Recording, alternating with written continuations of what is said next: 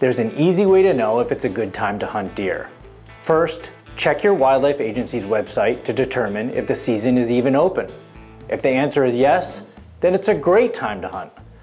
I say that somewhat jokingly, but the fact is, there's never a bad time to be in the woods. However, some times are certainly more productive than others when it comes to seeing deer. Whitetails are crepuscular, which is just a fancy way of saying that they are most active at dawn and dusk. So, most hunters focus their efforts on the first and last few hours of daylight. In the morning, deer are typically moving from nighttime feeding locations back to the cover of their bedding areas. And late in the evening, they do just the opposite. That's not to say you can't see deer moving right in the middle of the day. It just means the odds are better when deer are traditionally most active. The hunting season can be broken down into 4 basic periods, 3 of which center around the whitetail's breeding period, called the rut. These periods are the early season, pre-rut, rut, and post-rut. As far as which of these is the best to hunt, it's really a matter of personal preference. Each has its own distinct advantages and disadvantages, as well as unique approaches to finding deer. Deer have to move and feed daily throughout the season, so there is always a chance to see and successfully hunt deer. The early season can be a great time to put venison in the freezer because deer haven't been pressured yet and are far more predictable. If you can key in on the preferred food sources of late summer, you have a good odds of being successful.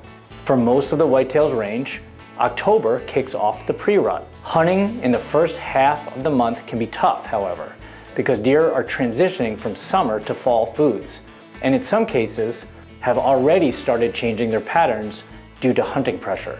If you don't adapt, your odds of seeing and harvesting deer may go down. The rut is by far the favorite time of year for most deer hunters.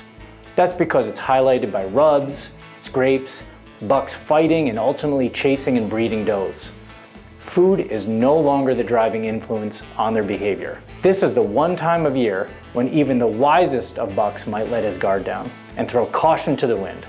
And since bucks are up on their feet, much more visible and covering a lot of ground in search of receptive does, it's a great time to spend an entire day in the stand. However, the rut can take a physical toll on deer. With winter right around the corner, they have to replenish their reserves by once again turning their attention to food. As the weather gets colder, deer will begin to group back up, food is more scarce, and as a result, deer become more predictable. Just as during the early season, key in on their main food sources for your best chance of getting within shooting range. While weather factors such as temperature, wind, rain, and snow may affect your desire to be in the woods, research has not been able to link any of these factors to deer movement. In fact, studies indicate that regardless of these things, deer are still most active at dawn and dusk. The same holds true with the moon. Studies have repeatedly shown that the moon phase does not affect the timing of the rut. In fact, contrary to popular belief, moon phase likely has little to no impact on deer movements. So don't let the weather or the moon phase keep you from hunting an otherwise good day to be in the woods. That's not to say you shouldn't consider weather at all.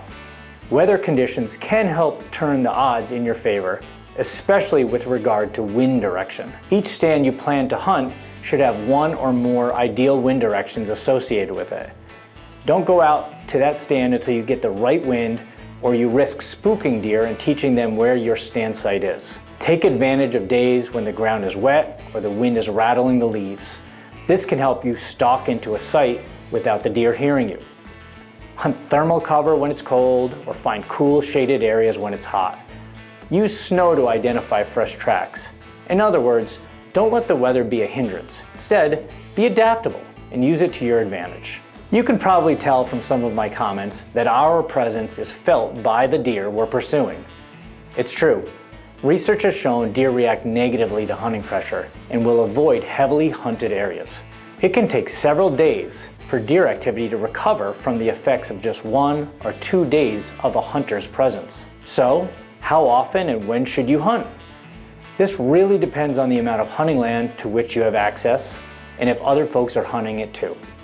If you only have permission to hunt a small property with 1 or 2 stand locations, then you don't want to hunt those same stands every single day.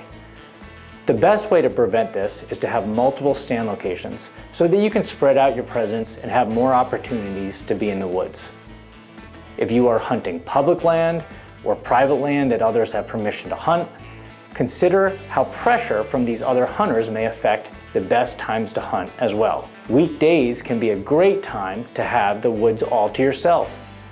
Mid to late week can be especially good, as deer have had time to recover from the weekend hunting pressure and return to their normal travel patterns. Also, allow plenty of time to get to your stand and get up before you actually start hunting for a morning sit. In the afternoon, don't get down and leave right before the end of legal shooting light. Remember, deer are crepuscular, and they will often be moving right around daybreak or wait until the last light to move in the evening. Chances are, your commitments to work, family, friends, or other activities will limit the time you get to spend in the woods. So when the opportunity presents itself, don't miss out on a deer hunt just because it's too warm, it's a full moon, or because the rut is over or hasn't even started yet. Get out there and enjoy your time in nature and use the opportunity to learn all you can about the land you hunt. In the end, whether you fill your deer tag or not, you'll be a better hunter for it. For more information about all things deer hunting, including other hunting strategies, check out the National Deer Association's website at deerassociation.com. To learn more, follow us on Facebook, Instagram, Twitter, TikTok, YouTube, or head over to www.deerassociation.com.